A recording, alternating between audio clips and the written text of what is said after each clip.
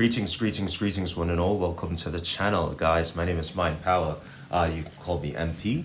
And on this side of TikTok, we turn our pain into possibilities, purpose, and power. And the shame the narcissist puts on us, we turn that into solutions and services.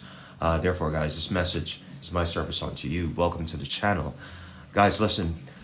So this is by request from one of the followers on the channel.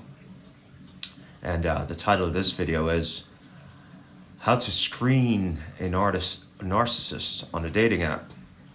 So guys, if you've ever been on a dating app in this lifetime and your last partner that you ended up with was a narcissist, it's quite possible that you've dated other narcissists as well. Now, if it so happens that this is the only narcissist you've ever dated, consider yourself lucky. But I can tell you that if you've dated one narcissist, you have a propensity to date others. And that's because the only reason a narcissist, you'll have ever dated a narcissist once in your lifetime is when the narcissist comes upon you in a time of crisis, meaning you just went through a divorce, you just had a death in the family, you just had a major illness, you just lost a child, some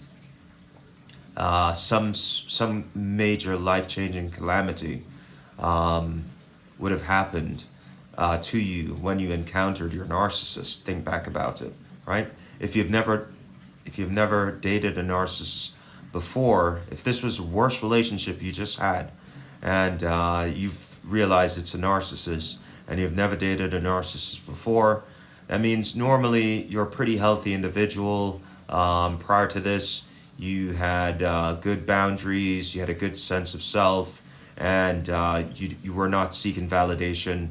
You didn't have an attachment, an anxious attachment, a partnering style, right?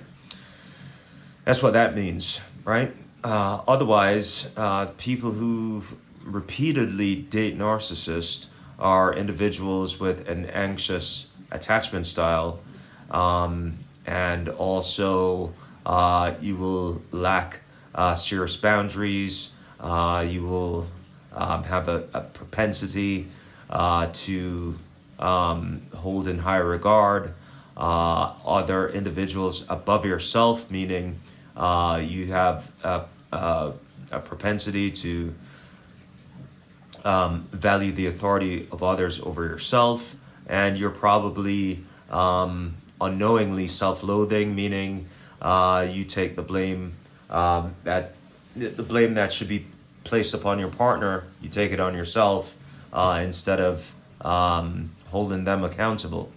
If you find yourself in this realm, you will attract narcissists like bees to honey. So, what is a good way to recognize narcissists and eliminate them before they have a chance to even get in touch with you? Well, if you're on a dating app, such as any of the major dating apps, don't need to name them, but anyone like a Bumblebee or anything like that, you will see that there's a profile. And in the profile, there's some telltale signs that you could look for to spot a narcissist right away. If you see in a profile, it will say, my love language is compliments, praising me.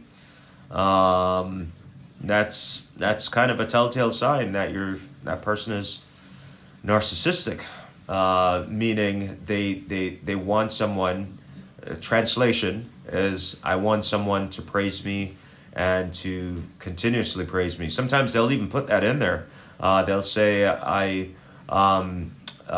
way to my heart is to give me compliments around the clock. Well, that is narcissistic supply. That's a need for grandiosity supply, meaning you're praising them around the clock. That's a red flag right there. Another red flag, and I'm doing this just off the top of my head here, guys. Another red flag would be someone who says inside the profile, I take a while to text back. Okay, someone says that to you in their profile. I'm a bad texter. It takes me a while to text you back.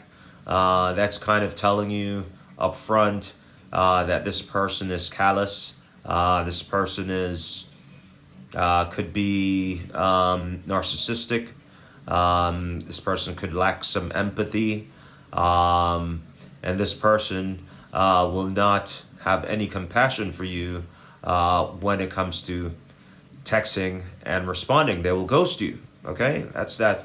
That's how you translate that in real time. There are other things you could look for. I can't think of them off the top of my head. I thought about this topic days ago, and I can't juggle all the topics in my head sometimes. But what I really want to talk to you about is so now. Other things you could look for is what they do on the date. Let's say you move away from the actual profile, but you actually get on a date with a person. You want to see whether or not they break the date. If they try to change the date, normally that's someone who is narcissistic. That's someone who's trying to control you out the gate. They're testing your boundaries to see. It's a manipulation technique. It's part of how the love bomb is created. If they move the date, the narcissist is interested in seeing the love bomb people. The love bomb is a manipulation skill. That's all it is. It's just a crime that they repeat on every single person they meet, and so they have mastered this manipulation. You understand? It is something that the narcissist does intentionally. Okay. Okay? They do it intentionally. There's no mistake about it. Okay? And so what they'll do is they'll test you. And if you agree to them just changing the date last minute, that tells them they don't have to love bomb you for long. It means you're very compliant and easy to control. And so they won't spend a whole lot of time love bombing you. They'll do what they have to do. And you'll be devalued quickly in that situation. So what do? How do you really, what's the easiest way to screen a narcissist? I've come up with two ways. You could do this on the date, right? What I would do normally, or you could do this on the third date. You could do this even after you started dating them, you've been intimate with them. You could do this at any point, but this will tell you definitively that you're dealing with a narcissist. The first thing you could do up front is just tell them no, right? So if the narcissist says, I want to do something today, you could agree with them, but then not last minute, but just tell them no. I can't do it because of some reason. And see if they cut you off. See if they ghost you. Do this before you get attached to them. Okay? Just say no about something, and say no a couple times, and see how that person reacts. Right? So that's the easiest way to screen one of these people. The best way to screen them is to ask them about their past relationship, and when they start telling you about the past relationship, have this secondary question ready to go. And the question is, tell me about what responsibilities you think fell on your shoulders with your last relationship. What were you responsible for in the failure of the relationship? And if all they're telling you about is the other person, and they can't tell you about what they have done, and take ownership of what they have done, then you're dealing with a narcissistic / psychopathic individual. And that's the ultimate test. That's the best test you can have, right? Like and share. That's my video. I'll see you on the next one. Bye-bye.